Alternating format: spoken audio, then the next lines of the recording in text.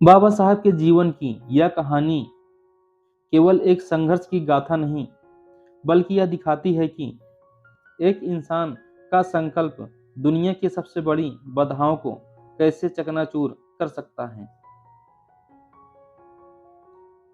जब प्यास ने बदला इतिहास। यह बात उन दिनों की है जब भीमराव अंबेडकर 7-8 साल के थे। वे सतारा के एक स्कूल में पढ़ते थे। कड़कड़ाती धूप और गर्मी का दिन था। नन्हे भीम को बहुत प्यास लगी थी। वे स्कूल के पानी के मटके की ओर बढ़े, लेकिन तभी एक शिक्षक ने उन्हें डांटकर रोक दिया। वजह, वे उस जाति से थे जिसे उस समय अछूत माना जाता था। नियम यह था कि भीम खुद मटके को हाथ नहीं लगा सकते थे। उन्हें तब तक इंतजार करना पड़ता था जब तक स्कूल का चपरासी आकर ऊपर से उनके हाथों पर पानी न डाले। उस दिन चपरासी छुट्टी पर था। नन्हा भीम पूरा दिन प्यासा रहा। घर लौटते समय उनके गले में कांटे चुभ रहे थे लेकिन उनकी आंखों में आंसू नहीं, बल्कि एक सवाल था। क्या प्यास भी जाति देखकर लगती है? क्या पानी पर सबका हक नहीं है? संघर्ष की पराकाष्ठा। सालों बीत गए। वही बालक अपनी मेहनत और वजीफे के दम पर अमेरिका और लंदन से बड़ी बड़ी डिग्रियां लेकर लौटा।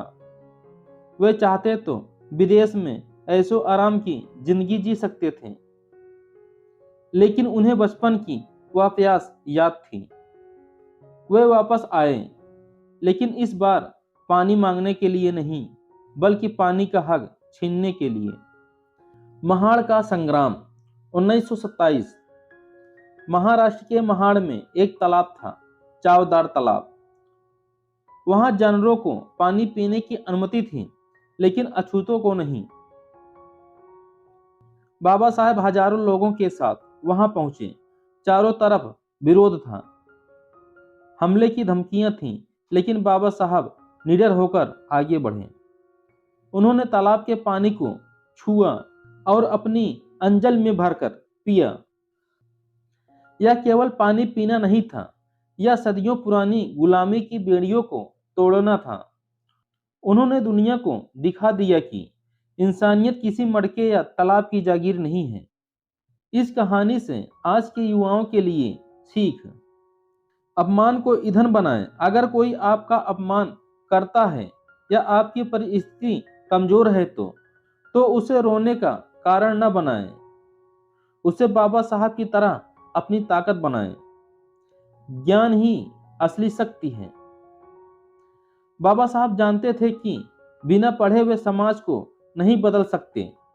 उनकी 18-18 घंटे की पढ़ाई ही थी जिसने उन्हें संविधान लिखने के लिए काबिल बनाया। स्वार्थ से ऊपर उठे।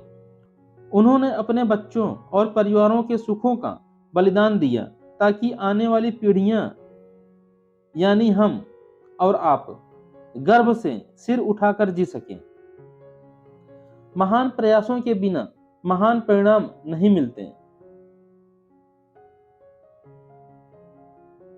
दोस्तों, अगर आपको यह कहानी अच्छी लगी हो और हमारे चैनल पे नए हो तो आप हमारे चैनल को लाइक करें, शेयर करें और सब्सक्राइब करें और अपना ख्याल रखें। जय भीम, नमो बुद्धाय।